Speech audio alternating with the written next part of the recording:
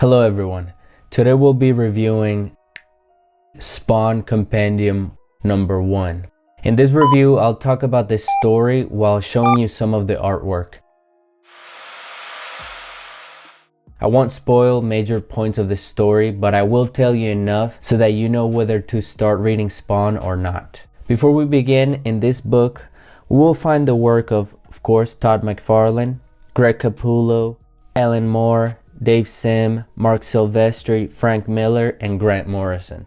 If you have watched the HBO series of Spawn that came out in May 16, 1997, the story is similar but not exactly the same as what is shown here in the comics. The suit needs a host who has to be protected at all costs, because if the host dies, the suit dies as well. Spawn has all kinds of powers like super strength, teletransportation, shoot beams of necroplasm, and one of the things that I found really interesting is that the suit can repair itself faster by sucking evil energy out of creatures in nature, and according to the comics, worms seem to be the best source of evil energy because they live off the soil and they rarely see or need light to survive. Now, Spawn is about 6 feet 11 inches tall and he weighs about 400 to 450 pounds. So he's pretty much built like a gorilla that can easily rip people apart, which he does on a regular basis. This compendium is basically about Al Simmons, a former lieutenant colonel in the United States Marine Corps,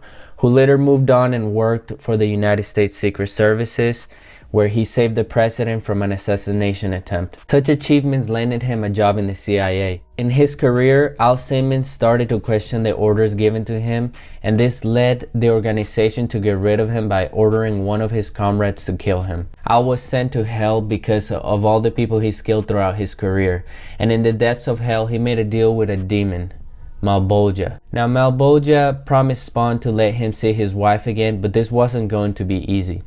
He got sent back to Earth with his appearance looking like a hell Spawn, and the timeline was 5 years after his death. Spawn found himself watching his wife being married to his best friend, Terry Fitzgerald, and he also noticed that his wife Wanda moved on and had a child with Terry, something Al could never give to her because of his sterility. Now, feeling outcasted by the way he's been alienated from everyone he knew, Spawn made new outcast friends in the streets of New York.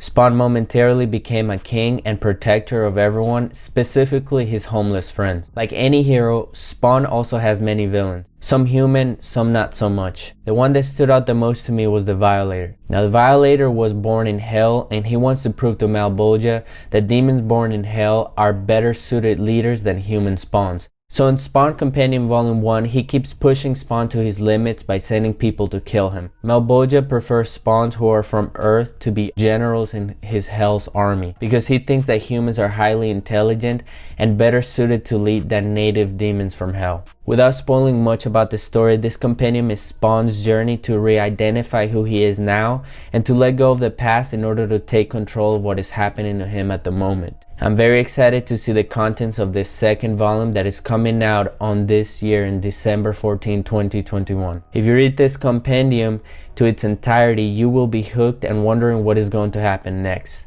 Now, don't forget to leave a like, subscribe, and thanks for watching.